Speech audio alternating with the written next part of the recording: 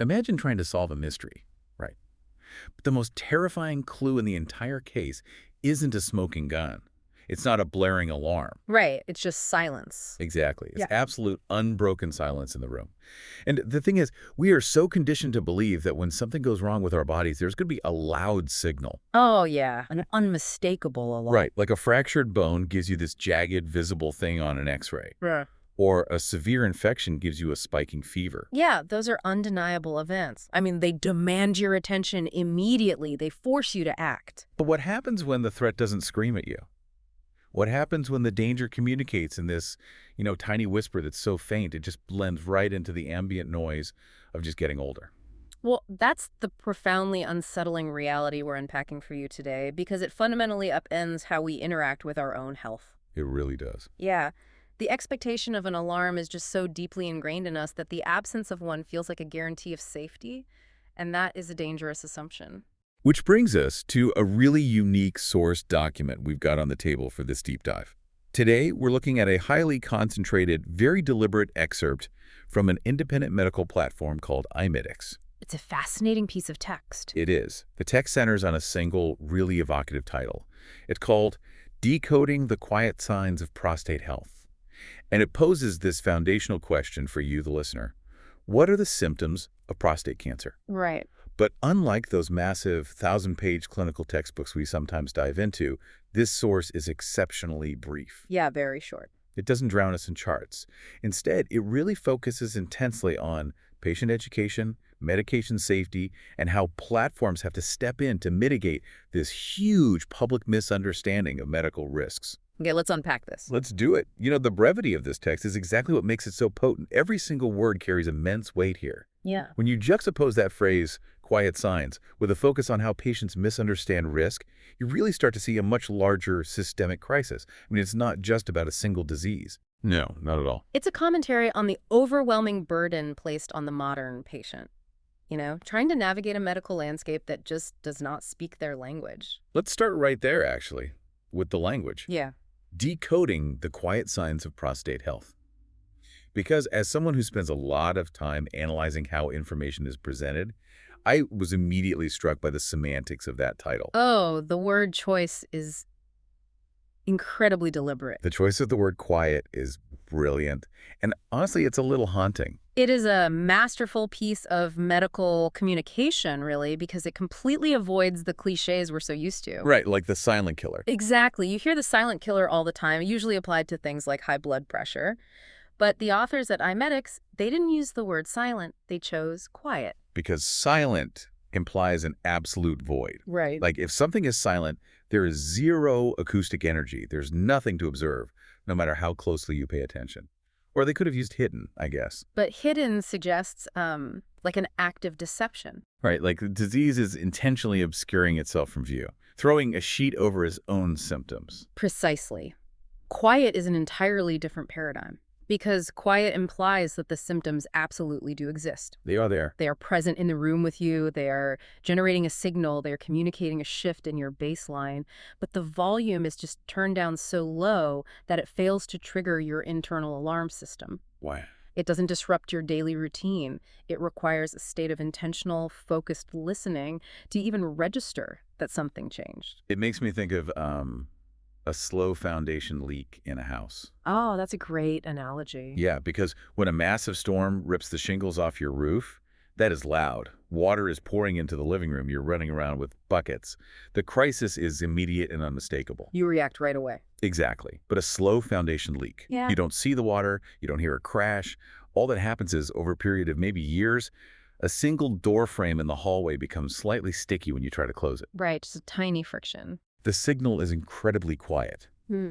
And because you are busy, living in the house, paying bills, making dinner, it is infinitely easier to just blame the sticky door on summer humidity rather than tearing up the floorboards to investigate a structural failure. That captures the psychological trap perfectly. You normalize the quiet signal. Right. You attribute the slight change in your body to the general friction of aging, or maybe stress or a change in diet. Yeah, it's just, oh, I'm getting older. Exactly.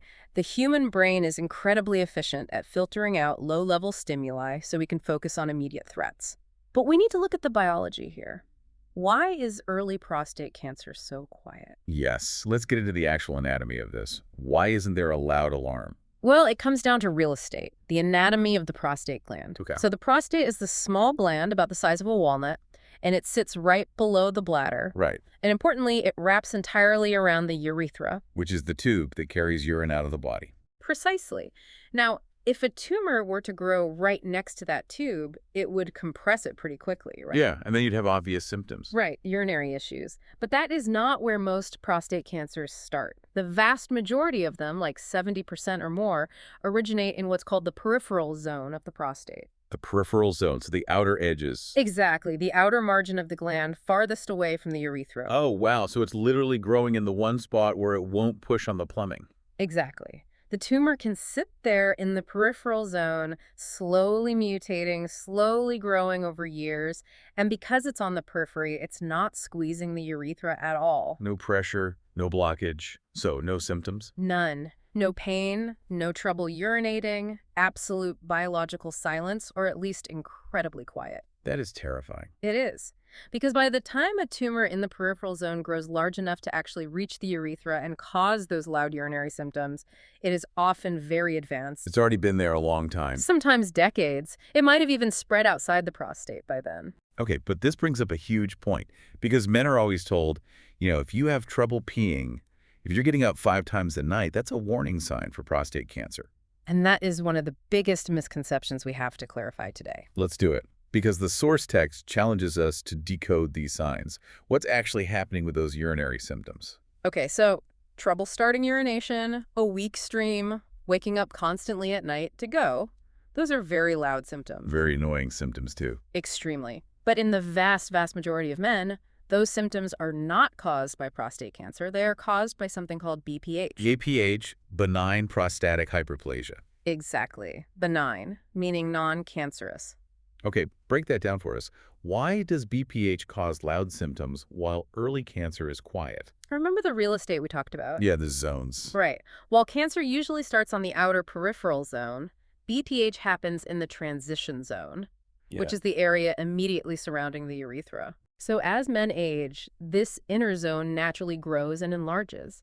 And because it's right next to the urethra, even a little bit of benign growth starts squeezing that tube almost immediately. But pinches the hose, basically. Precisely. It pinches the hose. So you get all these really loud, disruptive symptoms, but it's totally benign. It's not cancer. That is such a wild paradox.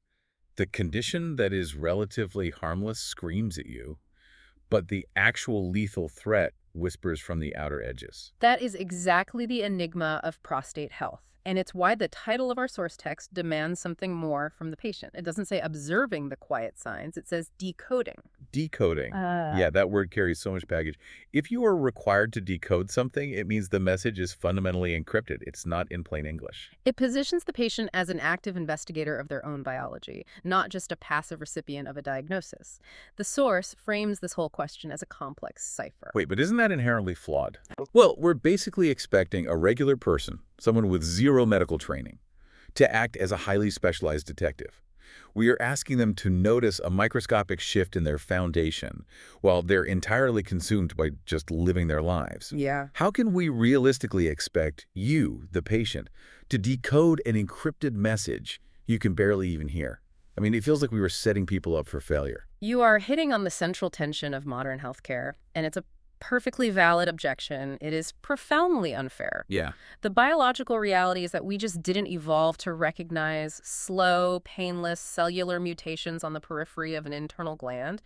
We evolved to recognize a tiger biting our arm, acute pain, swelling. Right. Obvious trauma. So we are biologically unequipped to decode the signal on our own. So if our bodies are fundamentally inadequate for this specific threat, where does the patient turn? They need a translator. They do. They need a tool that can amplify that quiet signal. And that necessity perfectly justifies the existence of the infrastructure described in the next part of our source material, the iMedix model. Exactly. If the body won't provide a loud, unambiguous signal, the medical information ecosystem has to step in. So the source introduces iMedix as an independent medical information platform, and it's equipped with a drug database and educational resources. Yes.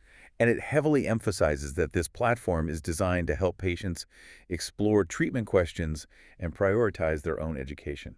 I really want to zero in on that word, independent. It's the most important word in that sentence. In a digital landscape absolutely saturated with health information, what does true independence actually look like? Well, to understand its value, you have to look at what it stands in opposition to.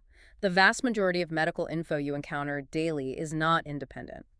It is deeply entangled with commercial interests or institutional biases. Right, like when I see a glossy pharmaceutical ad on television, Exactly. I know instinctively that's not independent. Yeah. It's a highly produced commercial to drive demand for a specific patented molecule. They speed read the safety info at the end over footage of people walking a dog on a beach. That is obvious curation. But the lack of independence goes much deeper than TV ads. Really? Where else? Think about the pamphlets in a clinic waiting room. Often, those are drafted and printed by the very companies that manufacture the treatments described in them. Oh, wow. I never really thought about that. Yeah. Even the internal guidelines of massive hospital networks can be subtly influenced by, administrative overhead, insurance reimbursement rates, preferred vendor contracts. So it's not necessarily that the information is false, No, usually it's factually accurate. but the architecture of the information is designed to serve the institution first and the patient's holistic understanding second. Exactly. An independent platform is designed to strip away that commercial curation. When you're dealing with something as nuanced as exploring treatment questions for a quiet disease like early prostate cancer, you need neutral ground. You need a space without an underlying agenda to sell a procedure. Right. And the source specifically points out that this independent platform includes a drug database. Okay, historically, a comprehensive drug database, like the raw data on mechanisms of action, interaction warnings, statistical efficacy that was fiercely guarded territory. Oh, absolutely. That was kept strictly behind the curtain, accessible only to the physician. The doctor would synthesize all that complex data and just hand you a piece of paper that said, take one pill every morning. It was a deeply paternalistic model of medicine. Yeah. The philosophy was that the database was too complex, too nuanced, and frankly too frightening for the layperson to handle. The institution held the knowledge, so they held the power. The patient was expected to comply, not to comprehend. So providing direct access to a drug database is a massive shift in that power dynamic. It operates on the belief that you, the patient, have a fundamental right to the raw data concerning your own body. It's a beautiful idea in theory. Here is where it gets really interesting, though, because does handing someone a raw database actually empower them? I know where you're going with this. Because this feels incredibly dangerous to me. Let's say a patient is trying to decode their quiet symptoms. They get a piece of data, maybe a routine lab result, and they log onto this independent platform. They start digging into the drug database, exploring all the possible treatments. I have a major reservation here. Let's explore it. Where's the danger?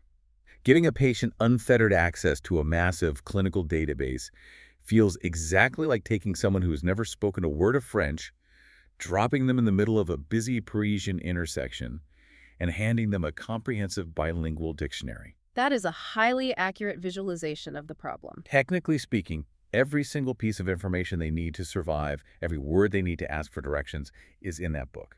They have absolute access to the data. But they have none of the grammar. Exactly. They don't understand the syntax, the cultural idioms, the context of how the words interact. So they're frantically flipping through thousands of pages, sweating, overwhelmed, and completely paralyzed by the sheer volume of information. Which is an inconvenience when you're trying to order a coffee in Paris, but it's a potential tragedy when you're trying to evaluate a cancer treatment. Precisely. Handing someone a dictionary doesn't make them fluent in a language. And handing a patient a drug database does not magically transform them into an oncologist. So my challenge is, does this actually lead to clarity, or does it just replace the old paternalistic blindness with a new terrifying paralysis induced by data overload? It's a brilliant critique, and it's one the source material actually anticipates. Notice that the text doesn't simply say iMedix is a drug database. Yeah. It explicitly pairs that term with educational resources, Yeah. and it specifically highlights the public's misunderstanding of medical risks. The source acknowledges your exact objection. Raw data without translation is fundamentally useless to the average patient. It's just noise. Worse than noise, raw medical data is actively hostile to human psychology. Hostile in what way? Because of how our brains process threat. And this bridges us directly into the crisis of misunderstood medical risks. This isn't just a minor user error issue. This is a profound psychological crisis. Break that mechanism down for us. How does a highly intelligent person log into a database, read a scientifically accurate safety profiles, and walk away with a completely distorted misunderstanding of their actual risk? Okay, let's tie this directly back to prostate health, because it happens constantly with diagnostics. Let's look at the PSA test. The PSA test. Yeah. Prostate-specific antigen. It's a simple blood test, right? Yes. It's often the very first tool used to amplify that quiet signal we were talking about. It detects a protein produced by the prostate gland. So a patient goes to the doctor, gets blood drawn, and then logs into their patient portal or an independent platform and looks at the raw data. Right. And they see a result. Let's say it's elevated. The database flags it in bright red. High PSA. And the patient immediately thinks, cancer. I have prostate cancer. Exactly. Because they are reading the dictionary without the grammar. They see an elevated number and their emotional brain completely overrides their logical brain. But an elevated PSA doesn't necessarily mean cancer, does it? Not at all. The grammar of the PSA test is incredibly complex. That protein can be elevated by so many things. Benign prostatic hyperplasia, the BPH we talked about earlier, causes high PSA. Really? Yes. A simple urinary tract infection can cause it. Inflammation of the prostate, called prostatitis, can skyrocket your PSA.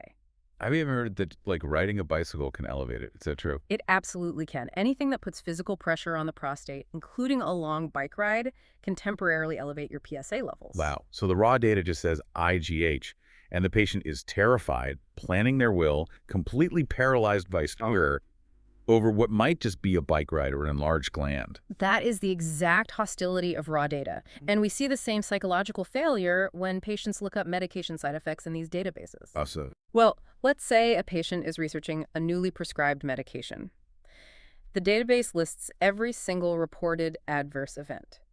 Deep in the text, it notes, in a clinical trial, a severe complication occurred in 1% of patients. Okay, from a purely objective mathematical standpoint, 1% is an incredibly small fraction.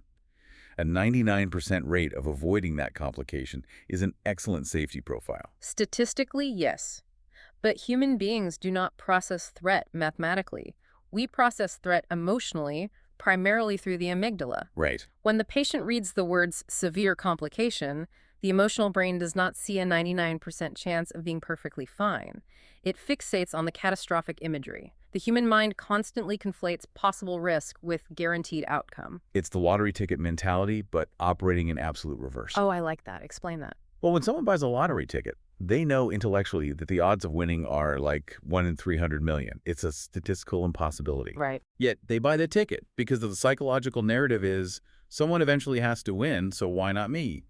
The potential reward completely eclipses the mathematical reality. The reverse lottery ticket mentality, that is a brilliant framework. Because with medication risks, the patient sees a 1 in 1,000 risk, and the narrative becomes, someone has to suffer this horrific side effect, and knowing my luck, it's definitely going to be me.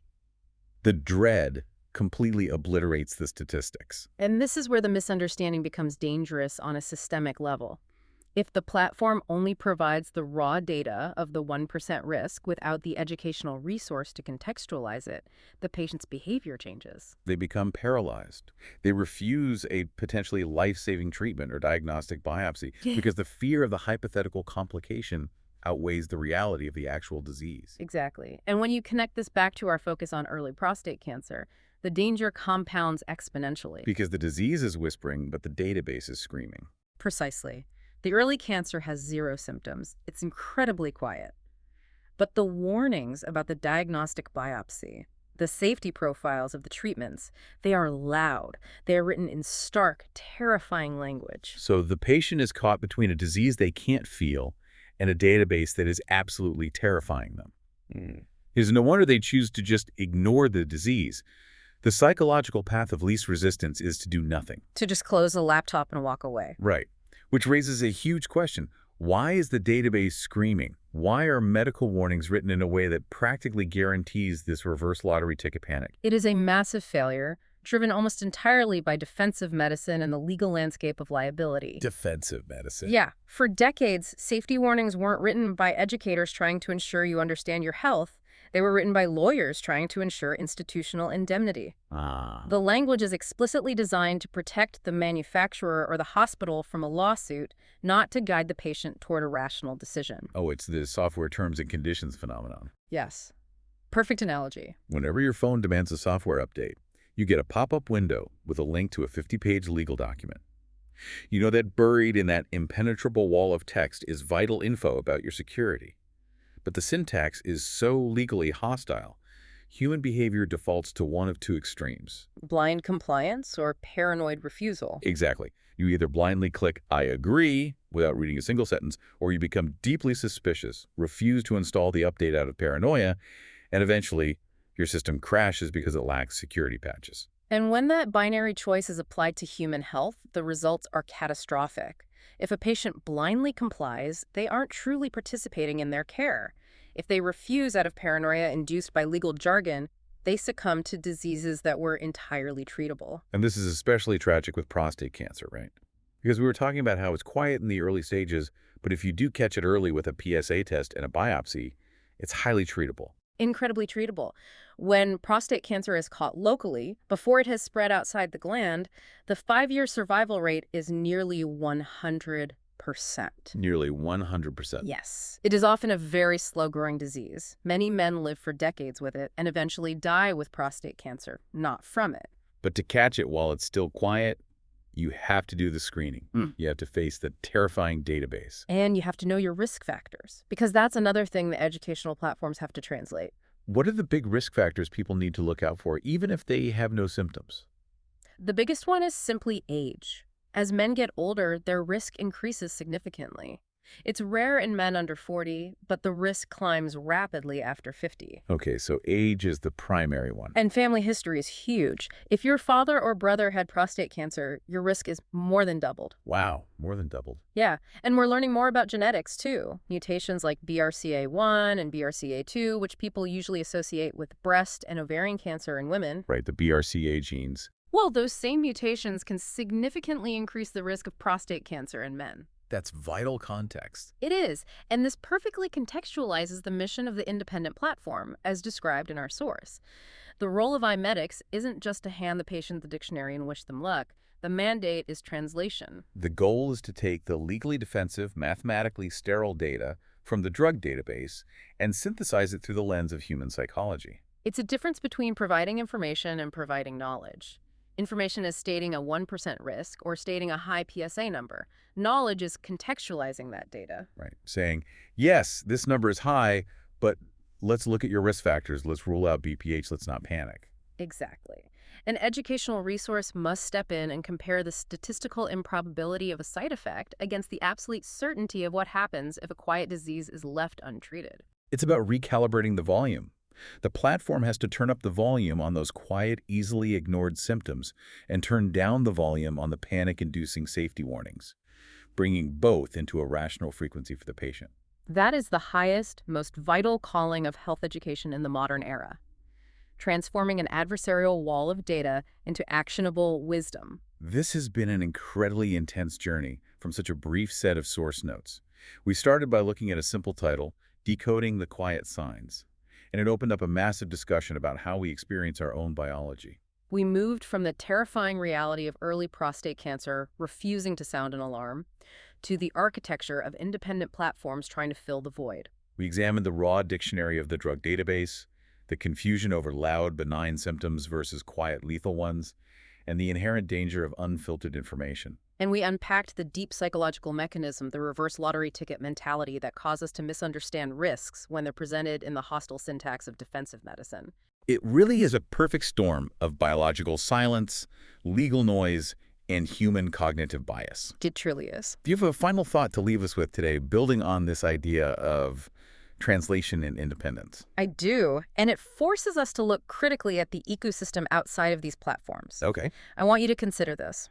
If independent platforms, comprehensive drug databases, and dedicated educational resources are now so desperately required just to help us decode the quiet symptoms of our own bodies, what does that reveal about the standard modern doctor-patient relationship? Have we, through the sheer overwhelming complexity of modern medicine and the ever-shrinking window of a 15-minute clinical consultation, reached a point where we are essentially forced to become our own primary medical investigators? Wow. Keep that tension in mind the next time you find yourself alone with a screen, late at night, trying to decode a quiet signal in your own health. That is a brilliant, heavy question to sit with. Are the systems designed to care for us actually equipped to communicate with us?